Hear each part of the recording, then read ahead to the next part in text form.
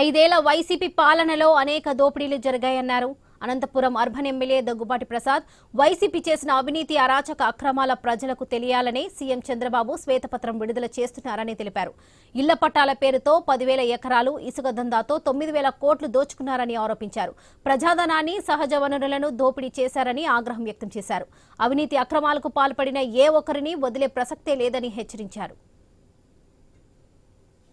జగన్మోహన్ రెడ్డి భూదందాలు అయితేమి, సహజ వనరులు దోపిడీ అయితేమి, ఈ మైనింగ్ ఎక్కడైతే ఉందో మొత్తం రాష్ట్రాన్ని దోచి తన ఖాతాలో వేసుకున్నారు.